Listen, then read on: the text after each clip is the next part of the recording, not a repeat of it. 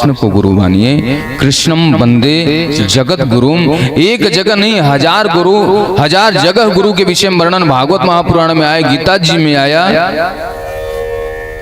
उपनिषद में आया। 1000 जगह भगवान ने कहा कि भैया क्यों संसार में भटकना चाहते हो, मैं ही आपकी माँ हूँ, मैं ही आपका पिता हूँ, मैं ही आपका भाई हूँ, मैं ही आपका बंधु हूँ, मैं ही आपका गुरु हूँ।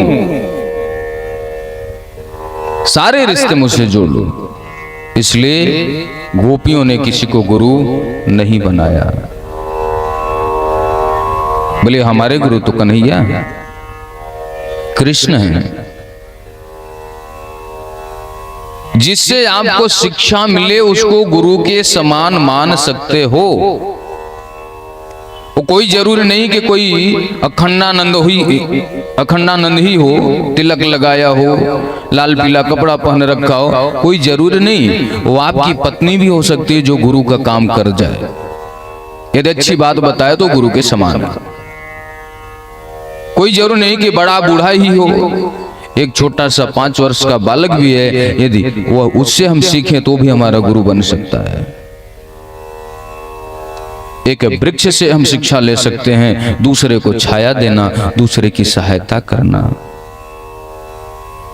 एक कीट पतंगे से हम शिक्षा ले सकते हैं। जैसे ही दीपक जलता है उसकी लौ को देख करके कीट पतंग उसके तरफ दौड़ करके जाता है, और जैसे आग के पास जाता है उसी में जल करके मर जाता है।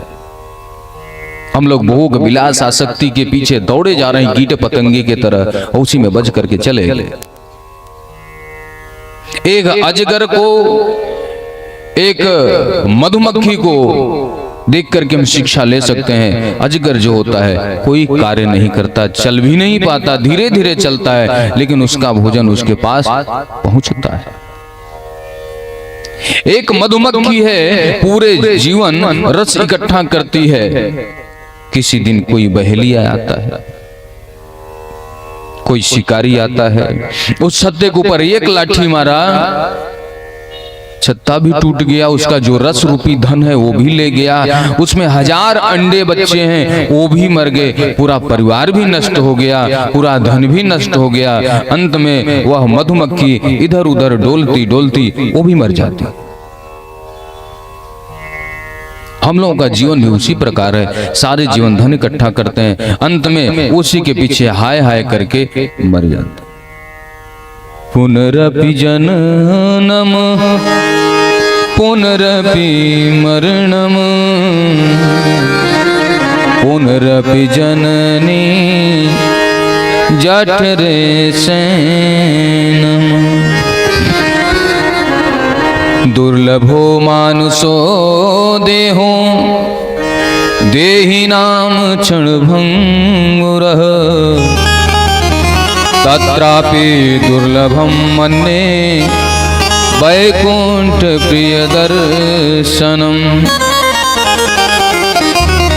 3 प्रकार के भक्त होते हैं, 3 प्रकार के कर्म हैं, 3 प्रकार के माया होती है, कर्म अकर्म विकर्म। जो कर्म करते हैं वो भगवान के पास जाते हैं, अकर्म करने वाले यहाँ पे रहते हैं, और जो विकर्म करते हैं वो अधोगति नरक को प्राप्त होते हैं। 3 प्रकार की माया होती है, स्वजन माया, विमुख जन माया, स्वमोहिनी माया। स्वजन माया किसी अपने परिवार के सदस्य को देख करके मोहित होना। वो मामा के घर का हो सकता है, फूफा के घर का हो सकता है, चाचा के घर का हो सकता है, दीदी के घर का हो सकता है। कोई अपने ही परिवार के पुरुष या स्त्री को देख करके मोहित होना स्वजन मोहिनी माया है। स्वमोहिनी माया अपने ही चेहरे का दर्पण में बार बार दीदार करके मोहित होना। दुनिया का कोई भी व्यक्ति हो महाराज, जब दर्पण उठाता है तो सोचता है विश्व का सबसे सुंदर स्त्री या पुरुष मैं ही हूं, भले ही वो वेस्ट इंडीज से आया हो, अलग बात है। हाँ, लेकिन वो अपने आप को सबसे सुंदर समझेगा। यह है स्वमोहिनी माया। चौथापन आ गया, 80-90 बरस की उम्र हो गई। इसके बाद भी पता चला चश्मा लगा लगा के दर्पण में अपने चेहरे को देख रहे हैं, कहीं यहाँ पे कुछ लगा तो नहीं है, इधर साफ है कि नहीं, अच्छा दिख रहा है कि नहीं। उसी में मरे जा रहे हैं, उसी में डूबे जा रहे हैं। शरीर का श्रृंगार करना अच्छी बात है, भगवान ने इतनी सुंदर काया दिया तो सुंदर बना के रखना भी जरूरी है, लेकिन उस सुंदरता के पीछे कहीं आपकी आसक्ति तो नहीं हो रही है, इस बात का ध्यान देना बहुत जरूरी है। कहीं इस बात का अभिमान तो नहीं हो रहा है कि बगल वाला मुझसे काला है और मैं ज्यादा गोरा हूं, ऐसा तो नहीं हो रहा है। यदि ऐसा हो रहा है तो आपकी सुंदरता बेकार है। सुंदर व्यक्ति शरीर से नहीं होता, आचरण से होता है। एक काला कलूटा भी व्यक्ति हो, उसका आचरण शुद्ध हो तो लोग उसको माला पहनाते हैं, और एक वेश्या कितनी भी सुंदर हो लेकिन उसको देखते हैं तो उससे बगल होकर के चलते हैं। 16 श्रृंगार करके वेश्या नाचती है लेकिन लोग उसको क्या कहते हैं, वेश्या ही कहते हैं।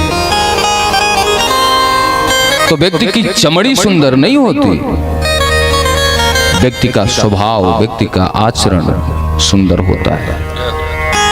जिसका आचरण सुंदर है उसका शरीर भी सुंदर लगेगा, लेकिन जिसका आचरण सुंदर नहीं, भले ही वो गोरा हो, सब लोग उसको यही बोलेंगे भगवान ने बना कर कितना अच्छा भेजा, लेकिन कितना नालायक है ये। स्वजन मोहिनी माया, स्व मोहिनी माया, विमुख जन मोहिनी माया। तीसरा है विमुख जन मोहिनी माया। सड़क पे चले जा रहे हैं, रास्ते पे चले जा रहे हैं, ना हमारा भाई है, ना पटीदार है, ना कोई उससे कोई रिश्ता है, ना हाल चाल हुआ है, और देख करके उसके ऊपर मोहित हो गए। चाहे स्त्री हो चाहे पुरुष, वो सपने में उसका चेहरा आ रहा है कि ऐसी थी या वैसा था, फिर उससे मिलने का मन हो रहा है, रात दिन उसी विषय में सोच रहे हैं। ये विमुख जन मोहिनी माया है। ये सब नहीं होना चाहिए। 3 प्रकार की माया है, 3 प्रकार का वैराग्य है। जिसको माया से दूर जाना है उनके लिए वैराग्य बताया गया है। मरकट वैराग्य, श्मशान वैराग्य और सच्चा वैराग्य। एक वैराग्य होता है बंदरों का वैराग्य, क्षण भर के लिए आता है। कोई बुजुर्ग है, सुबह चाय अच्छे से नहीं मिली, भोजन नहीं मिला, तो नाट करके कहता है पूरे जीवन कमाई किया, कमाई करके तुम लोगों को दे दिया, बुढ़ापे में 1 कप चाय भी अच्छे से नहीं मिल रही है, अच्छे से रोटी दाल भी नहीं मिल रही है, कल मैं हरिद्वार चला जाऊंगा। सुबह 7 बजे की ट्रेन है, 6 बजे अपना सूटकेस लगा करके 6:30 बजे स्टेशन पे पहुंच गए। 7 बजे जाना था लेकिन 7 बजे घर पे आ गए। बच्चे ने पूछा पिताजी आप तो हरिद्वार जा रहे थे, बोले नाती की याद आ गई। जाना था हरिद्वार, पहुंच गए दूसरे द्वार।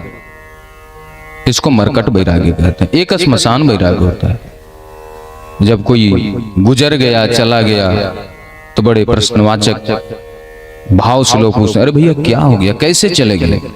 अरे क्या बताऊं, कल साथ में बैठे थे, आज देखो चले गए, आज हो गए, हम चले जाएंगे।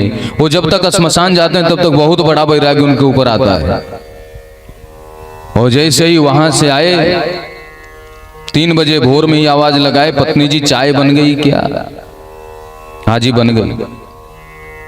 वहां बोल के आए थे कि जीवन किसी का कुछ नहीं है, पता नहीं कब कौन चला जाएगा, तो अब तो जब भी मैं पानी पीऊंगा तो गीता जी का पाठ करके ही पानी पीऊंगा, रोटी खाऊंगा तो राम जी का नाम लेकर के ही खाऊंगा। और यहाँ 3 बजे भोर में बोले चाय बन गई कि हाँ जी बन गई, तो लाओ दो। राम जी और गीता जी को ही श्मशान घाट पे छोड़ आए। इसको कहते हैं श्मशान वैराग्य। वहां तक रहता है। कुछ लोग कथा सुनते हैं प्रांगण तक, तो हाँ बहुत अच्छा कथा है, बहुत अच्छा, बहुत आनंद है। और प्रांगण से बाहर गए, फिर देखो कौन सी कथा चालू होती है। बोलो राधे राधे। हाँ बहन, तुम्हारे घर में तुम्हारी सास कलह तो नहीं करती? उनकी बहू ऐसी है। राधे राधे। दूसरा पुराण चालू हो जाता है। तीसरा वैराग्य सच्चा वैराग्य। सच्चा त्याग कबीर का जो मन से दिया होता,